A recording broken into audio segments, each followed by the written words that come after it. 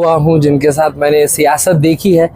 ना ही मेरा कोई पद है, ना ही मेरा कोई पोस्ट है, ना ही मेरी कोई पर्सनल एम्बिशन है।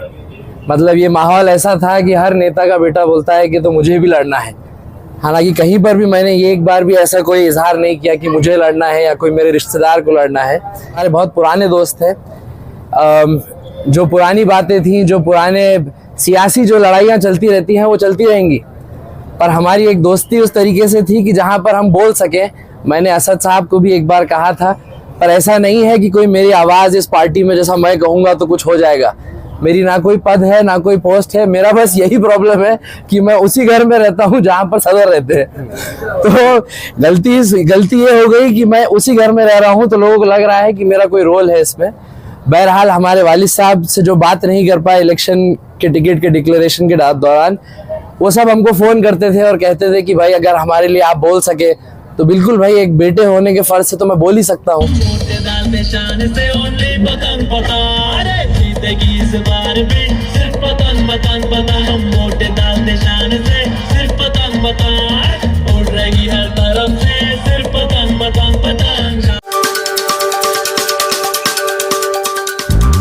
आज बिलाल जलील आपके ऑफिस पर आए हैं जी, और देखा जा रहा है कि आपके टिकट को लेकर बड़े शहर में चर्चाएं हैं जी, और पूरा जो दारोमदार है वो बिलाल जलील पर फूटा है। सबका गुस्सा आखिरकार बिलाल जलील पर फूटा और आपके टिकट को लेकर फूटा है। जी। सबसे पहले उस मामले में बताइए। टिकट पार्टी का निर्णय है, पार्टी ने मौका दिया। बिलाल जलील साहब की हमारी दोस्ती है और कोई गलतफहमी ना समझे कि किसी की वजह से क्या हुआ।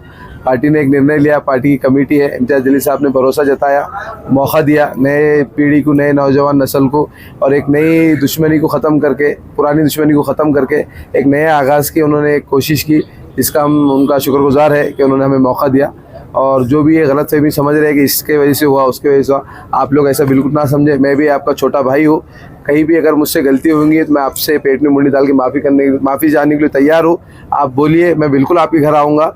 आप मुझसे ऐसी कोई नाराज़गी ना रखिए। जिस तरीके से यहाँ पर आपने ऑफिस बनाया है, ऐसा लग रहा है कि दूसरा दारुस्सलाम यहाँ पर तैयार हो गया। नहीं, ये हमारा इलेक्शन लड़ने का प्रोसेस है कि हमको हर चीज़ जो है थोड़ी अच्छी से करने की आदत है पहले से। ऑलरेडी हम एक सियासी पार्टी से बिलोंग कर चुके हैं। हम पहले भी कोई और पार्टी में थे, इस तरीके के हम उसे सजाते थे। तो आज अल्हम्दुलिल्लाह हम लोगों की चाहत वाली पार्टी में, मजलिस इत्तेहादुल मुस्लिमीन, तो लोगों को इतना सब दिख रहा है कि ये बहुत अच्छा बना है, नहीं बना है, ये तो एक जनरल बात है। कल आपके जो विरोध में इलेक्शन लड़ रहे सलीम पटेल से सवाल करते हुए पूछा गया, उन्होंने कहा कि बच्चे अभी महानगर पालिका के लिए तैयार नहीं हुए जी, अभी और 5 साल काम करना, उसके बाद महानगर पालिका के बारे में सोचना। क्यों, हमारे बड़े हैं, उनका बोलना सही है, उनकी जगह, उनका तजुर्बा हमसे ज़्यादा है।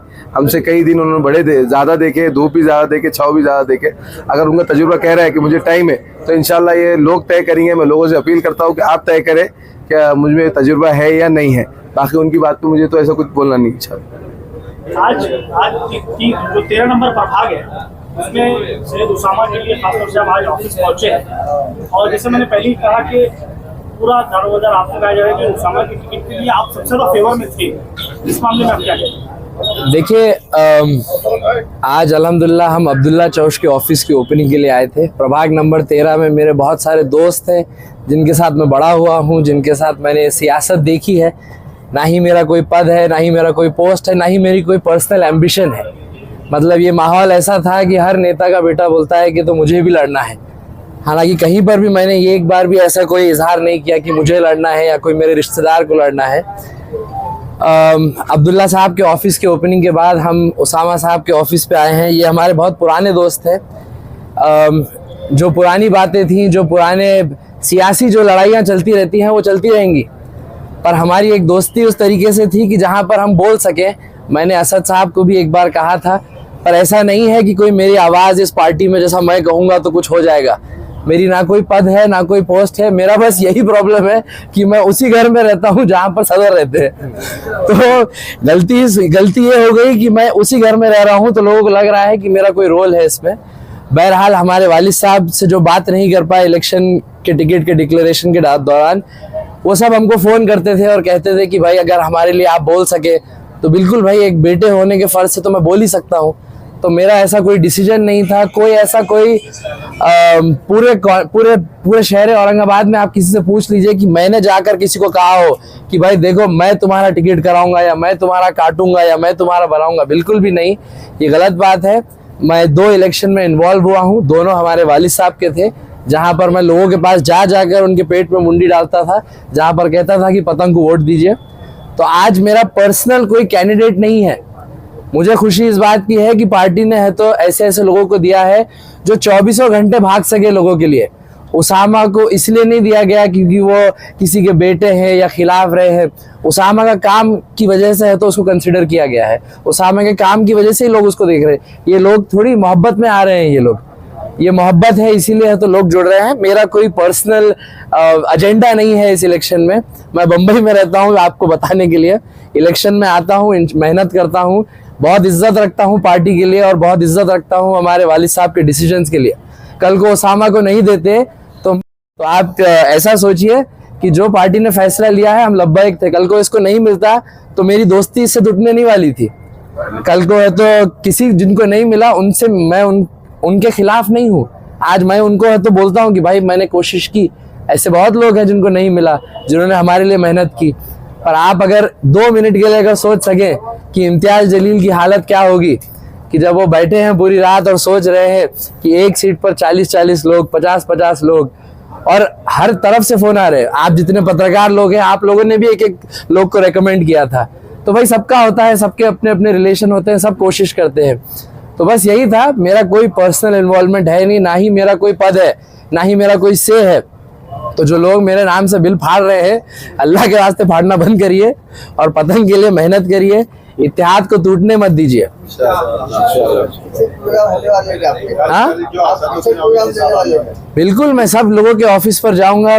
जो मेरा स्किल सेट है, मुझे पता है कि मैं स्टेज के ऊपर खड़े रह के तकरीर नहीं करता, मुझे पता है कि मैं ऑफिस में बैठकर मैनेजमेंट करता हूँ। वोटिंग के दिन का जो काम होता है, जो यादियों का काम होता है, मैं वही सब देख रहा हूँ कि भाई जो जो हमको एक्सपीरियंस है 2-3 इलेक्शन का, क्योंकि इनका फर्स्ट टाइम इलेक्शन है, क्योंकि अब्दुल्ला भाई का फर्स्ट टाइम इलेक्शन है, अमर भाई का फर्स्ट टाइम इलेक्शन है, सोहेल कुरैशी का फर्स्ट टाइम इलेक्शन है। तो हमने वो जो एक्सपीरियंस जो हमको थोड़ा बहुत आता है वो हम शेयर कर रहे हैं, जो उनको आता है वो हमारे साथ शेयर कर रहे हैं। बस यही मकसद है। इंशाल्लाह दुआ करिए कि 16 तारीख के दिन पतंग की निशानी का जश्न मनाया जाएगा। 14 को संक्रांति में पतंग उड़ेगी, 15 को वोटिंग में पतंग उड़ेगी और 16 को जश्न में पतंग उड़ेगी। जी अवैसी साहब आ रहे हैं तो कल से आप देखिए, कल से इलेक्शन शुरू होगा, कल से मजलिस का इलेक्शन शुरू होगा। आप देखिए कल से इंशाल्लाह कैसे हवा जो ऑलरेडी मजलिस के फेवर में है वो और कैसे मजबूती और तेजी से आगे बढ़ती है।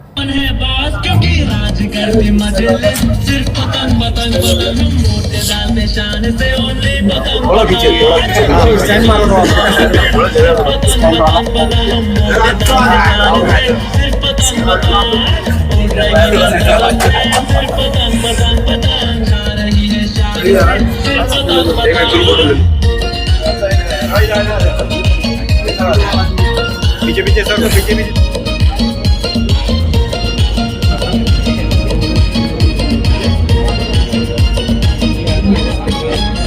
पढ़े लिखे लीडर में असर